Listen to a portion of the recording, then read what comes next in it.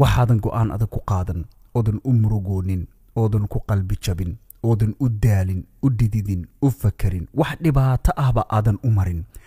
ayaad rabtaa inaad ku raaxaysato adduunyaduna guriga hooyada maaha waa sax adduunyadu guriga hooyada maahan dhalanteedka dhalinyaro badan maanta ay ku nool yihiin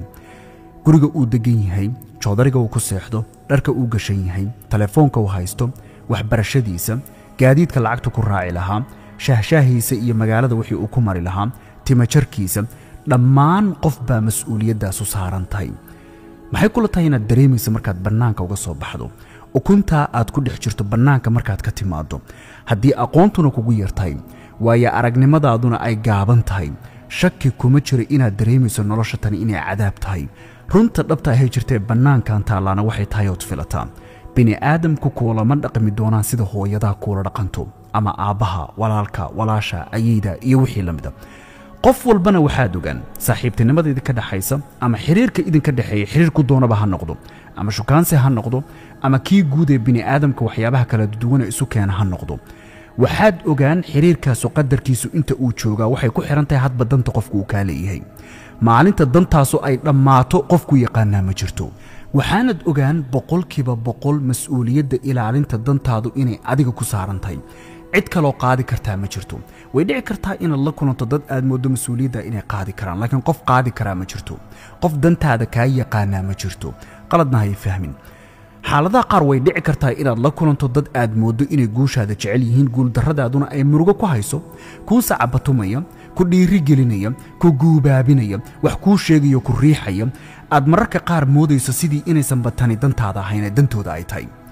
laakiin dadkan ha ku sirmin dadka qaar waxaa jira ku jira kulligood kuma lihi laakiin dadka qaar waxaa ku jira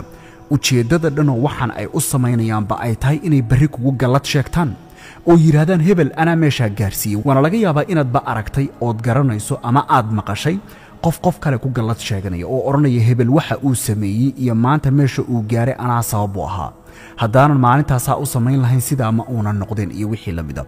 dadka qaar waxaa jira ujeeddo kale leh oo waddo nolosha ay maraan bay la'yihiin sida keliya waddada ay ku heli karaan waa inaad horta adigu xaqiijiso inta waxa aad xaqiijinayso ood rafaadayso ood silcayso oo aad dhididayso iyagu meel bay iska fadhiyaan guubaabada iyo saaxiibtinimada uunbay adkeeyaan maalinta guusha aad gaarto xaqiijiso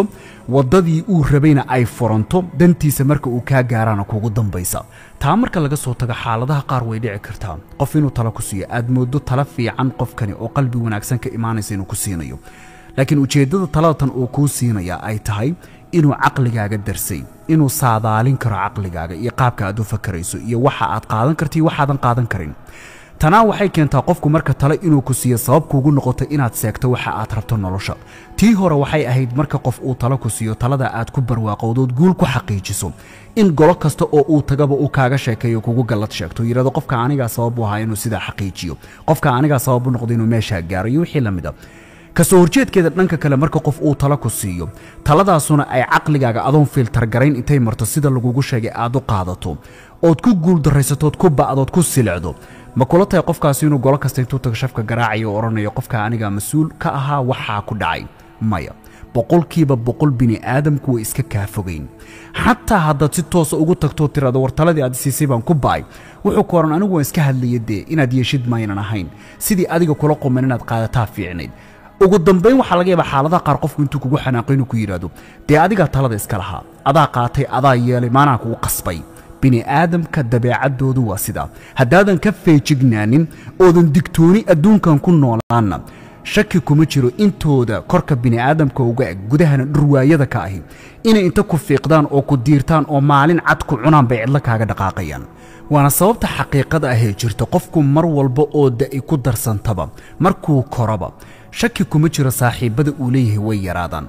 aakhirkaaga waxaad ogaan doontaa adoo hal saaxiib ama saaxiib la'aan nolosha nool oo caadi dareemaya oo wax kaa maqani aysan jirin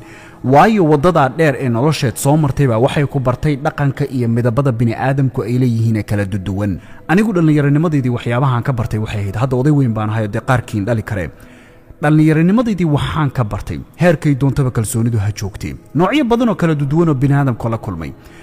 markastoon qof kalsooni siiyaba qofkaasu inuu sabab ugu noqdo inuu xusuusiyo sabab kastoon bini aadamka loo aamini karin mana aha inaan ku leeyahay xumaan miiran bay ahaayeen meel kastoo la taabtay xumaan bay ka samaysnaayeen maya meelo badan oo ay ku wanaagsanaayeen oo sharaf ku lahaayeen oo ku sarreeyeen baa jirta laakiin haddana tan aan rabin inaad ka digtoonaataa waa dadka xanta badan waa dadka wax ka sheegoodu badan yahay waa dadka markay adiga kula joogaan wajigoodu uusan ahayn wajiga bini aadamka kale ay ku yaqaanaan xumaanta markay ka sheekaynayaan xishoodka oo dhan ka siibto ka qaawan oo ka maran haddii qofka ay wax ka sheegayaan uu idin yimaadana wajigii u bedeliyo way u qosli way u dhoolla cadayn haddaba haddaad caqli leedahay qofkaasu midabkiisa saxda ee uu leeyahay waa ka markuu adiga kula joogo wajigan buu leeyahay dadka kale markuu u tago adiga maxay kula tahay inuu ka sheego waa laga yaabaa inaad sir ku aaminto waa laga yaabaa waxyaabo badan oo noloshaada la xiriira haddaad reer leedahay haddaad caruur leedahay haddaad gabartoo lagu qabo haddaad nintoo xaas leedahay business haddaad leedahay waxyaabo badan oo noloshaada ka mid oo hoosaa laga yaabaa qofkan inaad ku aaminto laakiin mid baan raba inaan kugu baraarujiyo in qofkani uu warkuu keeno dadka kalena uu maalin walba kaaga soo sheekeeyo ma ahan micnaheedu inuu u qalmo inaad aaminto sirtaada sirtay intay doonto ha leekaatay inaad qofkan ku aaminto qofku markuu war badan yahay hamoodin adiga inuu kuu soo warramayo kaliya bini aadamka kale markuu u tago xataa maalintuu wuxuu sheego waaye aduu wax kaa sheegaya haddaba waa la arkaa hebel inaad maalin walba isla socotaan yaa beensanaya waxaa la leeyahay labadan waa laba saaxiibba waxa uu sheegayo automatically waa la rumaysanaya waxaa la oran waxa uu sheegaya runtii waaba saaxiibkiisa u dhowe maalin walba isdaba taagin maba kala haraan labadan qofe midaan rabo markinaad ku baraarugsanataa waxay tahay labada cadowtinimo ku heshiisa sideedaba nolosha cadowtinimadaasaa iyagana iska hor keento isku dirta soomaaliduna waxay tiraahdaa qofka dadka wax ka sheega aakhirkiisa waa dullooba ciriiri adduunyana kamaba dhammaadaba waayo bini aadamka masaakiinta ee isaga aan wax u dirsadayba la aqoonin tiisii buu khaati billaahi la taagan yahay ayuu habeen iyo maalin ka sheekayna ku maqan yahay ceebtooda waxaad ogaataa inta ceebta bini aadamka aad ku maqan tahay maalin ay noqotaba adigana ceebtaadu bannaanka imaan waxaad la saaxiibtaa oo ka agdhawaataa dadka himadoodu ay sarrayso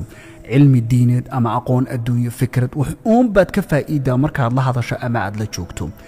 weli noloshaada ma aragtay gorgor dooro saaxiib la ama digaagad kaa hadba u taqaanid dabcan maya sababtu maxay tahay labaduba waa shimbiro laakiin isku shaqo maahan gorgorku korkaasuu wax ka eegtaa haddaba midaan raba inaan ku fahansiiye waxay tahay digaagadaha nolosha haddaadan ka fogaan siday dixiriga u goranayaan baad ula goran doontaa